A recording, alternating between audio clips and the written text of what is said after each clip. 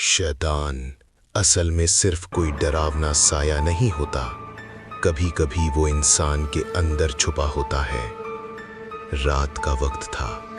दिसंबर की सर्दी अपने उरूज पर थी।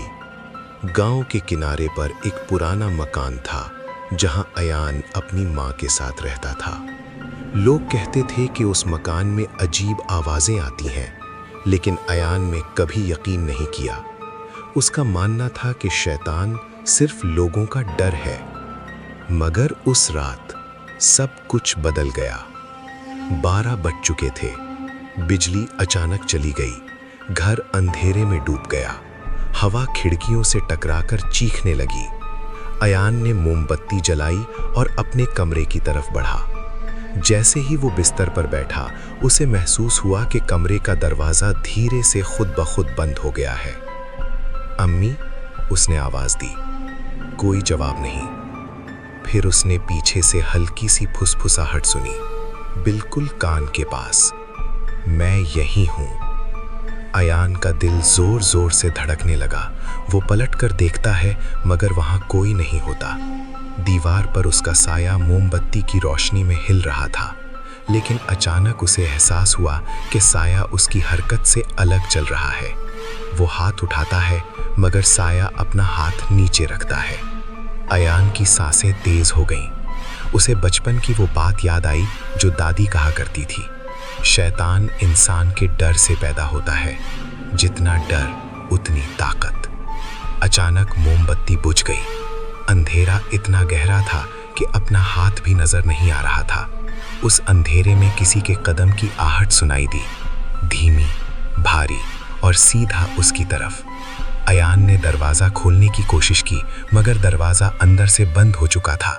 किसी ने उसके कंधे पर हाथ रखा, ठंडा, बर्फ जैसा ठंडा। तुम मुझे ढूंढ रहे थे ना? एक भारी आवाज़ गूंजी। तुम कौन हो? अयान की आवाज़ कांप रही थी। लोग मुझे शैतान कहते हैं, मगर मैं तुम्हारा अपना हूँ। अचानक कमरा लाल रोशनी से भर गया। दीवार पर एक लंबा साया उभर आया, 2 चमकती हुई आंखें और एक मुस्कुराहट जो इंसान ही नहीं थी। शैतान ने कहा, मैं तब पैदा होता हूँ जब तुम झूठ बोलते हो, जब तुम किसी का दिल दुखाते हो, जब तुम गलत रास्ता चुनते हो। मैं तुम्हारे अंदर हूँ। अयान को याद आने लगा कि उसने कैसे अपने दोस्त को धोखा दिया था, कैसे अपनी माँ से झूठ बोला था, कैसे अपने भाई का हक छीन लिया था। हर गलती एक तस्वीर की तरह उसके सामने आने लगी। शैतान हंस रहा था। तुम मुझे रोक नहीं सकते, मैं तुम्हारी कमजोरी हूँ।